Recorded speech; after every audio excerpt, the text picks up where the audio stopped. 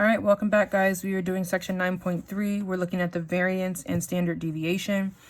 This is going to be a little heavy. We have two formulas here that we're going to look at. However, I am going to show you the workaround. So let's go. All right, so looking at our variance. The variance is the average of the squared differences of the mean. And so we're going to calculate that. The key thing we want to note here is that we're talking about the squared differences. Okay, so we want to make sure that we pay attention to what we're doing so that if we do have to do that one, we do get the square, we square it. Okay, we get the difference and then we square it. All right, so when calculating, we'll divide by one less than the number of values in the data set. So we'll get to that when we get later because we will be using samples of the data set. So when we're talking about the standard deviation, a measure of how spread out your numbers are. So we're looking at standard deviation is talking about if we have all these numbers, we were talking about the space in between the numbers if we're talking standard deviation. And so we have standard with the way of what's normal. So the space between them that looks kind of normal. So we can have that for the population, which is the entire data set, or we can have that for the sample, which is the part of the population that we're using.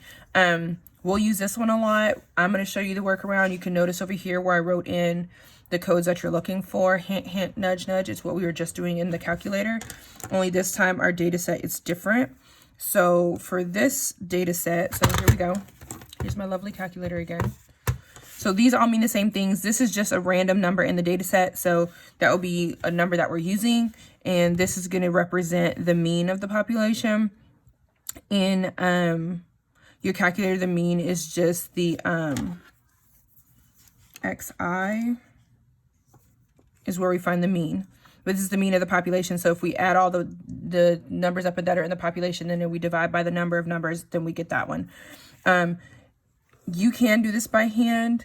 I don't recommend that you do it by hand. We mostly do it by calculator. So if you do not have a graphing calculator, I can show you where you can get one online, where you can download it. Also, there is a statistics thing that I'll make available for you guys so that you can calculate this stuff. However, we're going to go through how to do it in the calculator. We've done sequence and series, so that's where these come in, those notations. So those are things that you've seen before, and it just operates the same way. That's where the series starts, that's where it ends, and we're talking about this is the rule. Same thing here, where it starts, where it ends, this is the rule, and this is multiplying that by that, and then you want the square root, because we're looking for the variance. All right, so here we go. In our calculator, so when we look at this, and I'm just going to pull it up for the data set that we had in here before, and we did calc, variance 1, list 1, there we go. Okay, so the one that looks like a funky O with the X, that's going to be our standard deviation. The N in the calculator is going to be the little n, and then the mean is going to be up at the top. Okay, and so we're not going to use these ones down here this time. We're just using everything from the little n up. All right, so and the standard deviation, if we're talking about just a sample set, is going to be the SX. This is for the entire thing. This is just for the set, the piece of the set that we used. All right, and so here we go. All right, so we are looking at, and this is your variance squared thing, but we're not worrying about that right now. We're just going to worry about calculating it on our own. So down here at the bottom, these are our data sets. Our data set here says that we have 6, 470, 170, 430, and 300. So we're going to write all those on our table here. Okay, we're going to write those in here for our heights.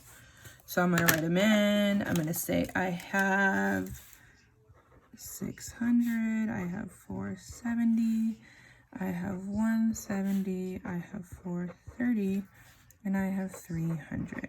Okay, so the first thing that it asked me for, so we have all this. So the first thing that it asked me for is find the mean of the sample set. Well, I can put that stuff in. So that's saying that I want 600 plus the 470, so 600 plus the 470 plus my 170 plus the 430 plus the 300. Okay, and the mean means I have to divide all of these by the number of numbers there are. And so there's 5 numbers, so I'm going to divide all that by 5 once I add it together. Now, you can do it in your calculator, or you can go ahead and set it up. So I'm going to show you how to walk through to set it up. So we're going to go back to list. So, oh no, okay, that's not what I wanted. Stats, edit, there's my first list. So I am going to delete everything out. And you have to hit delete, not clear. If you hit delete, it takes them all out for you. And I'm going to put them in. So 600, 470, 170, 430, 300. Okay, now I have them all in there. So now I'm going to calculate. Let's try something. Let me see. So if you didn't see what I did, so I clicked over to list 2. And I'm going to say, so one way you can calculate it is you can say second list and names, ops, so operations, and then math. If I go to math, I can click down and say, hey, calculate me the mean. What just happened? Sorry. So calculate me the mean of, well, list 1. So second, list 1, close it, enter. There's my mean, 394. Done. Okay, so now it says to me that I need to find, so the next thing we're going to do, we're going to find the variance of the sample. So we will be using the number n. So n is equal to 5 minus 1. So if you're using the formula from this page and you're finding it of the sample to get your n, is the 5 minus 1. Okay, so here we go. We're going to take these and we're going to take our mean. So in each of these boxes, we're going to put the mean. So 394, 394, 94, 394, and 394. Okay, now that I have my mean in all of them, I'm going to subtract each of these values from the mean. Yes, sometimes it's going to come up negative. That's fine. That's part of the process. But in order for me to do it, I need to make sure that I set this up right. I'm subtracting 600 from the mean. I'm subtracting 470 from the mean. I'm subtracting 170 from the mean. I'm subtracting 430 from the mean. I'm subtracting 300 from the mean. Okay. Okay. So if I take 394 and subtract 300 for it, I'm left with 94. Well, that's positive. If I take 394 and subtract 430 from it, I get a negative 36. If I take 394 and I subtract 170 from it, I get 224. And if I take 394 and I subtract 470 from it, I get a negative 76. And if I take 394 and I subtract 600 from it, I get a negative 206. Okay, now we're going to take each of these numbers, and to put them into this box, I'm going to square them because it says squared. So you want to make sure when you're squaring these, so second, quit. I'm going to get out of this screen. Oh, wrong thing. Clear. Okay, so I got out of that screen. So now I'm going to take each of these values and I'm going to square them. When you square these in your calculator, guys, make sure you use the parentheses because you want to have the correct base. So negative 206 squared. Well, that's going to give me 42,436. But if I just say negative 206 squared, see how I end up with a negative number there? That's why we want to make sure that we square the correct base, because a negative times a negative gives you a positive. But if you take a positive times a positive and then make it negative, you end up with a negative. So we want to make sure we're putting this in the calculator correctly. So for this one, we have 42,436. Then I'm going to square my next one. Okay, and so I'm going to take negative 76 and I'm going to square it, and I end up with 5,776. I'm going to take Even though it's positive, I'm still going to use a parentheses, 224, just so that I don't make the error when it is negative. And I'm going to square it. And I'm going to get 50,176. I'm going to take the negative 36 and I'm going to square it, and I'm going to end up with 1,296. And then I'm going to take my 94 and I'm going to square it, and I'm going to end up with 8,836. Now that I have all of my numbers, the next thing that it walks me through in order to calculate, and the longest part of this is just the calculating part, it says I'm going to take the sum of all of my squares. So I'm going to take all of these and I'm going to add them up. So I'm going to take the 42,436 plus, oops, make sure you guys can see it. Okay, my 42,436 plus my 5,776 plus my 50,176 plus my 1,296 plus my 8,836. Enter. Well, look at that.